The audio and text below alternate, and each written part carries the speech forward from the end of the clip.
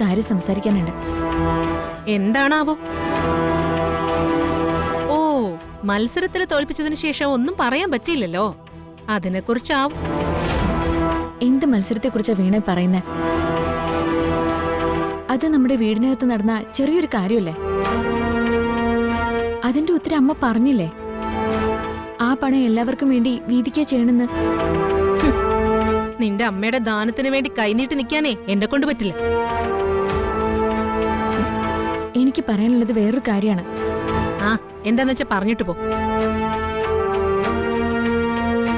വീണ കല്യാണി ശ്രദ്ധിച്ചിരുന്നോ? അവളെ ശ്രദ്ധിക്കാനേ ഇവിടെ ആവശ്യത്തിന് ആളുകളുണ്ടല്ലോ.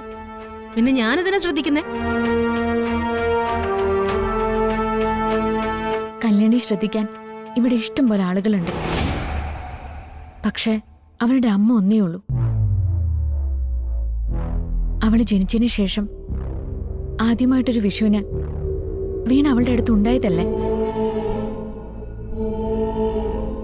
അവളൊരു കൈനീട്ട് ആഗ്രഹിക്കില്ലേ? വീണയിൽ നിന്നൊരു ചേർത്ത് പിടിക്കൽ, ഒരു അനുഗ്രഹം, അതവൾ ആഗ്രഹിക്കില്ലേ?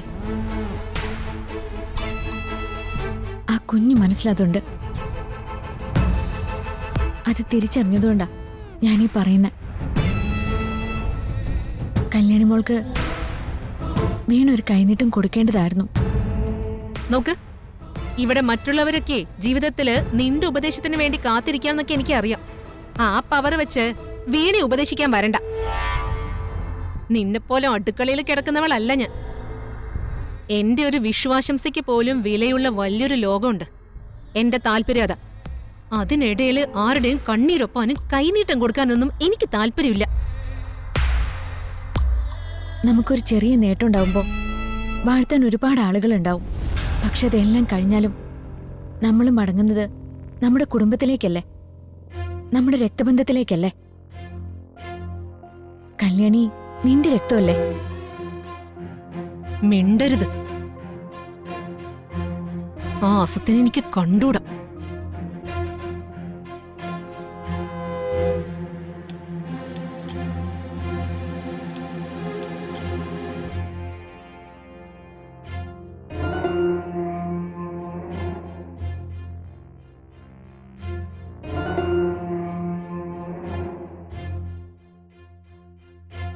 വീണ, നിന്റെ ഹരിയേട്ടന്റെ ഒക്കെ കൂട്ടത്തിൽ നിന്ന് അവളെന്നെ കളിയാക്കി ചിരിക്കുന്നത് കണ്ടിട്ടുണ്ടോ?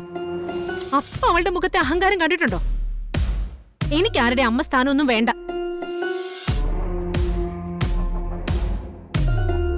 പിന്നെ നിന്റെ ഈ അഭ്യാസം ഉണ്ടല്ലോ, എല്ലാം പിടിച്ചെടുക്കുകയും വേണം, എന്നാൽ നിഷ്കളങ്കയാണെന്ന് സ്ഥാപിക്കുകയും ചെയ്യുന്ന രീതി,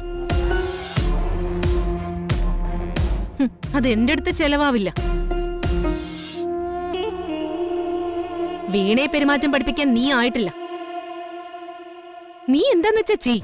പക്ഷെ ഇനി ഇത്തരം കാര്യവും പറഞ്ഞ് എന്റെ കൺമുമ്പിൽ വന്നു പോവരുത്. ഇറങ്ങിപ്പോടി. മധുര നൊമ്പരക്കാറ്റ്